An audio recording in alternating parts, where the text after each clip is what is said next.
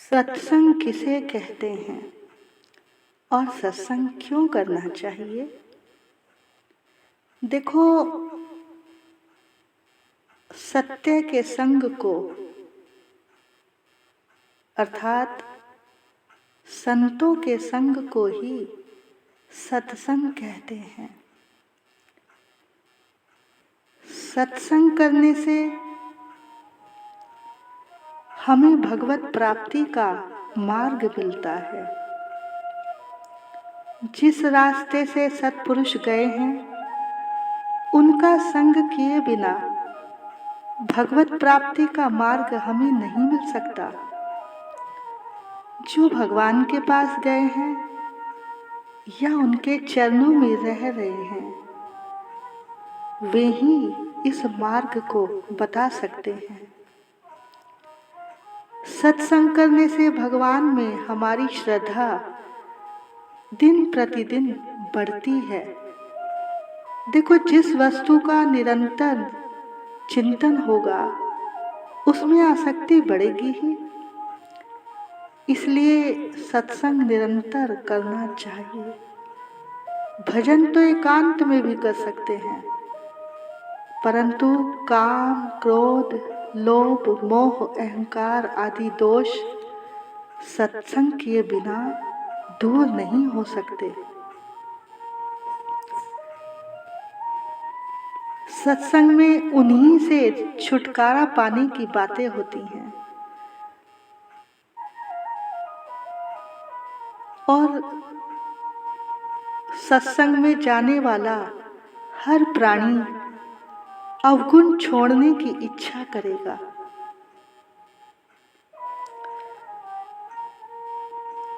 सत्संगी प्राणी पाप करने से छूट जाता है, क्योंकि सत्संग में एक बिजली है।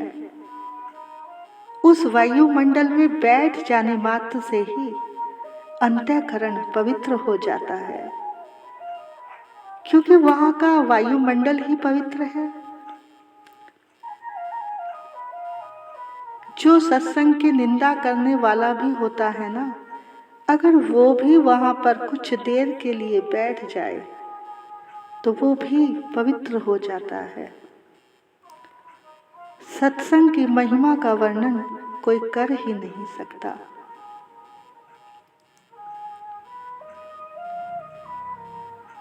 आप केवल सत्संग में जाकर ही बैठ जाएं तो भी लाभ होगा।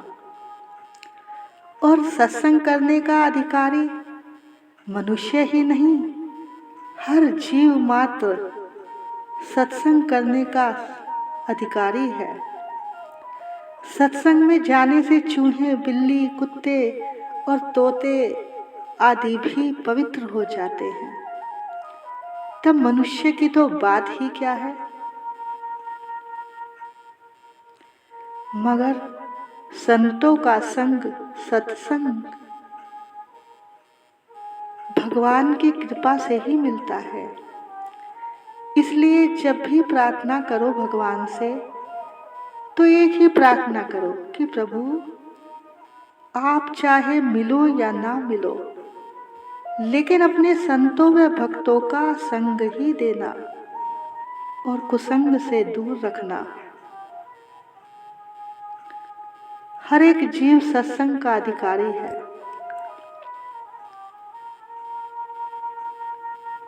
तो भैया, हमें हरि भक्तों का ही संग करना चाहिए, क्योंकि सत्संग में जाने से मनुष्य को अपने छोटे से छोटे दोष भी दिखाई देने लगते हैं और हमें उन दोषों को त्यागने की मन ही मन प्रतिज्ञा भी करनी चाहिए। और सत्संग से ही, संत कृपा से ही दोषों से छुटकारा पाया जा सकता है।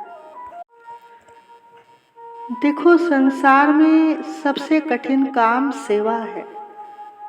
मनुष्य भजन तो कर सकता है, किंतु किसी की सेवा करना बड़ा कठिन है।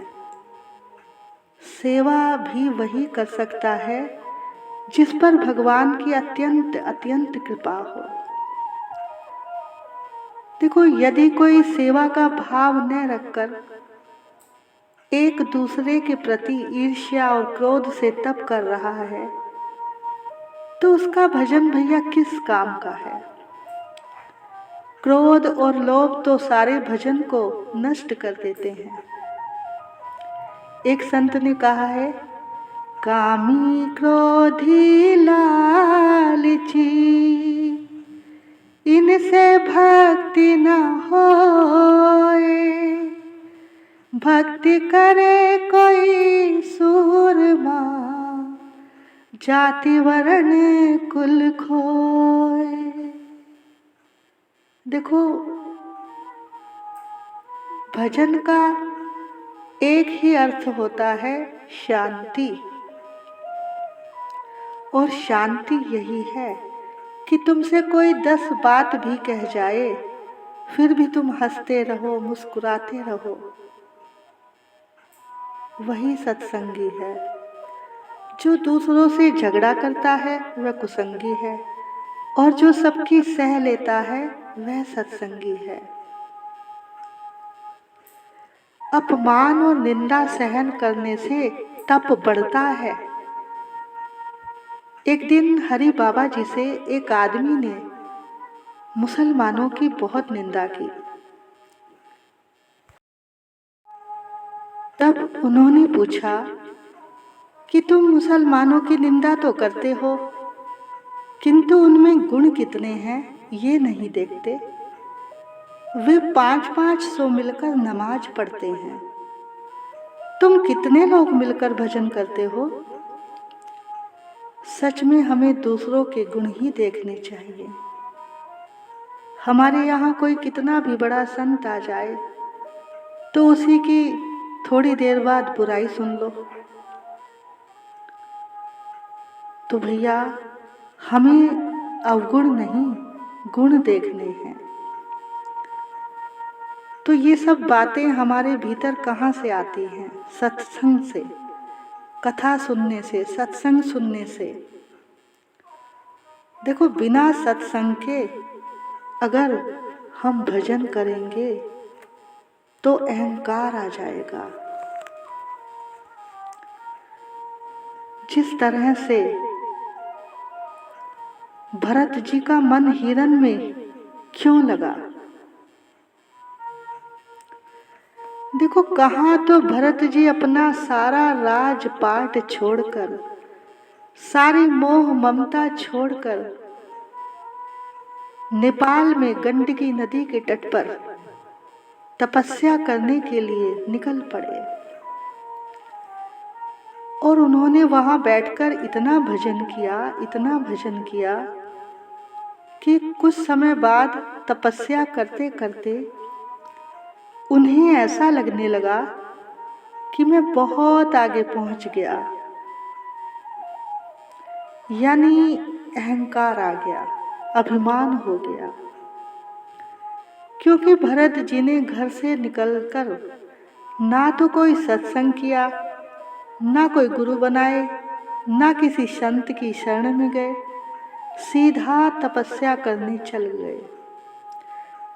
जैसे ध्रुव जी जब भगवान को पाने के लिए निकले थे तो ठोकर खाकर निकले थे। देखो, ये ठोकरें ही हमें भगवान के नजदीक पहुंचाती हैं। जब तक हमारे अंदर अकड़ है, अहंकार है, हम भगवान को नहीं पा सकते। तो भरत जी ने ना तो कोई दुख देखा, ना ठोकर खाई, और सीधा ही निकल पड़े जंगल में।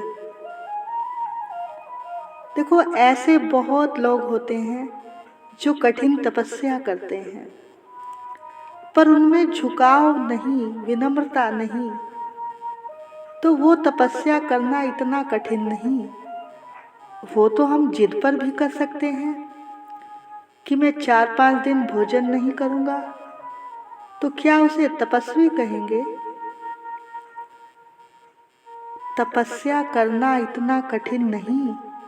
किसी महानुभाव, किसी गुरु की दास भाव से सेवा करना जितना कठिन है, सर काटना आसान है, झुकाना मुश्किल है। रावण कितना बड़ा तपस्वी था, लेकिन वह सिर नहीं झुका सकता था। इसलिए जब हम किसी संत या किसी गुरु की शरण में जाएं, तो वही हमें बताएगा कि हम सही हैं या गलत हैं, हम सही चल रहे हैं या गलत चल रहे हैं। देखो, सबसे पहले हमें खुद को सुधारना है, यही असली तपस्या है। जब हम सुधर गए तो जग सुधर गया।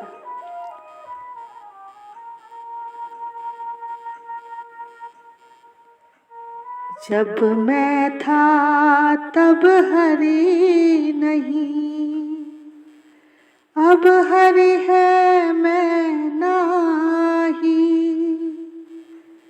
सब अंधियारा मिट गया, जब दीपक देखे अमाही। देखो, ये मैं ही है हमारे और प्रभु के बीच का एक कांटा। जब ये मैं हट गई तो हम सुधर गए। तो भगवान के मिलने में देरी नहीं है। जब तक तुम सत्संग नहीं करोगे, किसी संत की शरण में नहीं जाओगे, तुम वहां तक पहुंच ना पाओगे। जिस दिन तुम्हें ये बीमारी लगेगी कि तुम पहुंच गए, मानो तुमने तपस्या कर करके सिद्धि प्राप्त भी कर ली, जो तुम कहते हो वो होने भी लग गया, तो तुम यहीं तक ही रह जाओगे, परमात्मा से बहुत दूर हो जाओगे। क्योंकि जो काम उसका है वो तुम अपने आप को भगवान समझकर करने लगे। अगर ऐसा है तो तुम्हारा पतन निश्चित है। संत कभी भी ऐसा नहीं करेगा। वो श्राप और वरदान के चक्कर में ही नहीं पड़ता, क्योंकि इससे तो हमारी भजन की सारी कमाई खत्म हो जाएगी। और भैया, ये कमाई करने में बहुत लंबा समय लगता है।